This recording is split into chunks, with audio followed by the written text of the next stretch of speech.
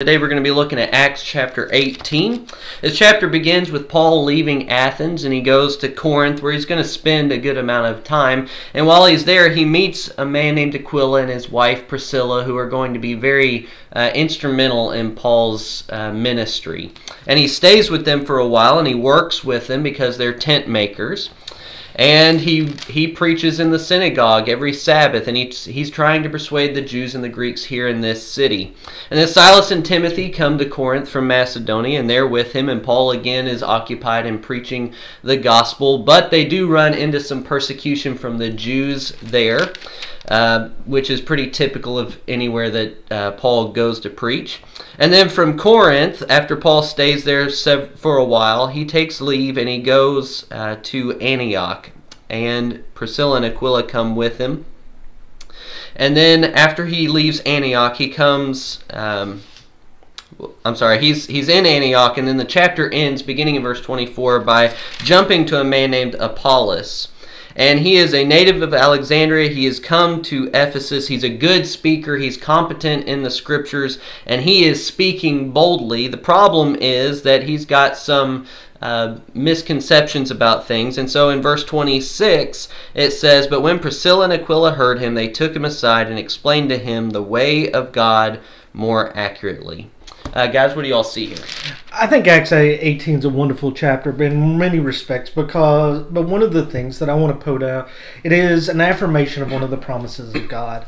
Jesus in the Great Commission told those who would go out and preach in his name that he would be with them even to the end of the age. And I think you see that here in the Apostle Paul. When he came to Corinth, he was afraid. It seems in verse 9, when we look at verse 9, where the vision told him not to be afraid any longer, and the promises in verse 10. But what I really want to focus on is this promise and then the connection to verse 11, because after he received this vision, he stayed in Corinth another year and a half. So the promise of God is not just merely momentary comfort, but is the ability to overcome something and even go beyond expectations.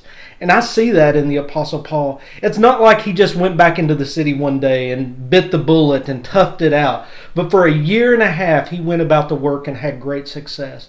I think we need reminders about that.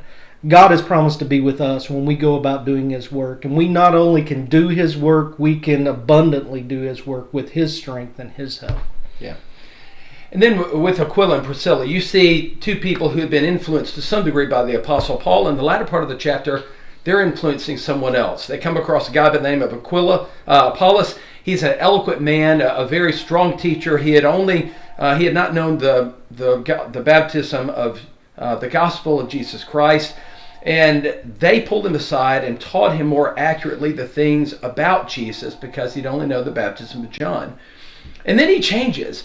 And because they interacted with him, we find in the latter part of the chapter, in verse 27, when he arrived, he greatly helped those who through grace had believed. So because they helped him, he helped other people. And I think that's a good lesson for us to think about today. Who are the people that we can interact with? And we can help them better understand the gospel, and then what impact will they have upon other people? Or, if we're really humble, if we listen to other people and grow, how can other people help us? And then how can we turn around and help other people as a result? The gospel doesn't stay with one person. It shouldn't. It needs to spread from one person to another. Amen. Well, thank you so much for joining us. We hope that looking at this text has helped you. And if you have any thoughts on this chapter here in Acts 18, we'd love for you to write that down in the comments so that we can look at those and interact with you. We hope you all have a great weekend, and God